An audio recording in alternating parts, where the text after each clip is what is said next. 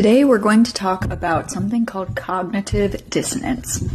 And I know if you have been here for a while on my page, you know that I talk a lot about how the spiritual affects us psychologically. And right now, we're seeing a lot of that, especially moving into just seeing the world become more and more narcissistic. And we see it in both overt ways and covert ways, which I'll touch on in another video as well, the difference between the two. But for today, I wanted to touch on something called cognitive dissonance. So I'm going to give you the blanket definition, and then we'll kind of chat about it. So cognitive dissonance is the mental discomfort experienced when a person holds two conflicting beliefs when their actions or someone else's actions do not align with their beliefs. This discomfort often motivates individuals to change their thoughts or behaviors to achieve consistency and reduce unease.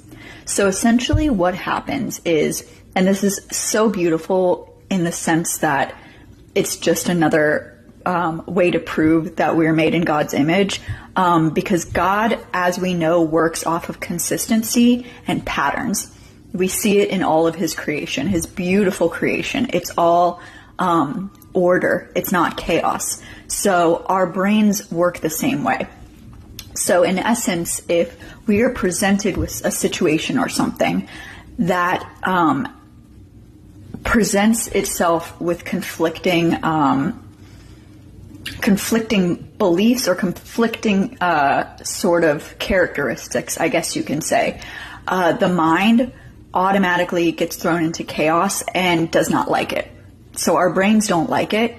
So automatically we will reach for, so here's like the negative and the positive, but they somehow coexist in the same thing. So our brains will naturally go and reach for the positive.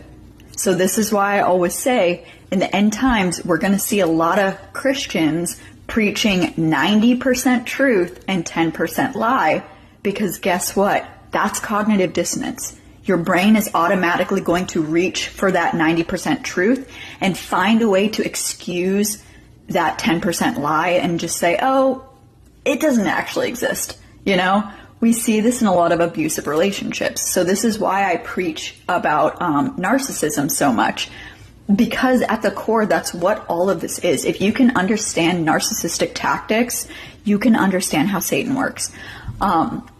So like in abusive relationships, if you've ever gone through one, I know I have, but you will see sort of like